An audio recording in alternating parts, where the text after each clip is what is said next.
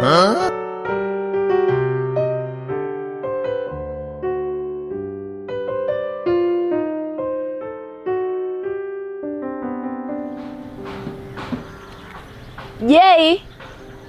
Jay!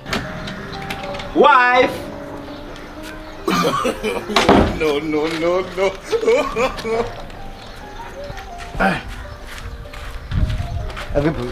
Ndio unaanza kufunga kuni?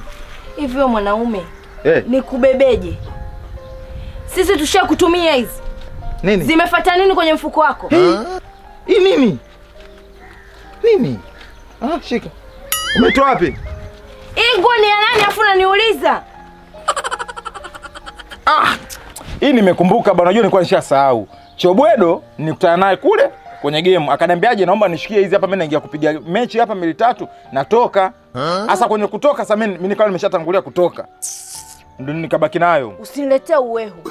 Kama umeanza uwehu, usiniletee mimi uwehu. Nitaamini vipi kama hizo hujazitumia? Sikia nikwambie, wife wewe tatizo lako ni moja tu. Yaani mimi uniaminiji. Yaani mimi kila nikitafuta namna kukuaminisha kwamba mimi sio wa vitu hivyo. Vaa viatu vyangu, ungekuta hizi kondom kwangu ungefanyaje? Mimi sipendi bwana, ndio ujinga gani huu? Relax, nampigia mimi Chobwedo hapa. Akuthibitishie na namweka loud.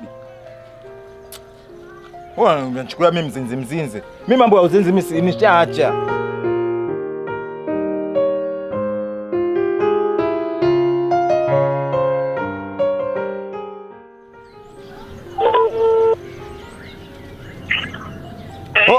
Chobwedo!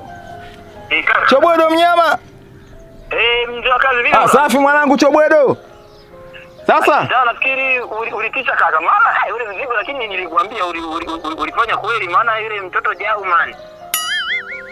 Sasa nakwambia hivi. Nilikuwekea kondom kwenye mfuko, yani kama hujatumia mzee wa kazi. Unasikia? Unasikia? Unasikia? Unasikia? Wewe. Yule nani yule jamaa ndo alikuwa anataka kufanya neno malaya. Ona. Nasema hivi. Nilikuwekea kondomu kwenye mfuko, sababu unajua nikwambia yule Jau. Nilikuwekea kondomu kwenye mfuko, yule mwanzi Jau mwanangu sio moja tulimuona mzee. Unasikia? Unasikia? Nikaona kijana wangu nikuokoe. Sasa unasikia? Yule jamaa ndo ulimwekea nani kwenye mbele ndo kafanya umalaya. Ndo ninakwambia hivi. Nilikuwekea kwenye mfuko huko na hii kondomu. Sasa tena nijeleze tena mara ngapi bwana? Sasa unasikia yule jamaa ndo ulimweka ndo kafanya umalaya. Kutumia. Ai. Amna mimi. Unasikia? Unasikia? Umeharibu. No. Utaleta shida. Umeharibu, niko na wife.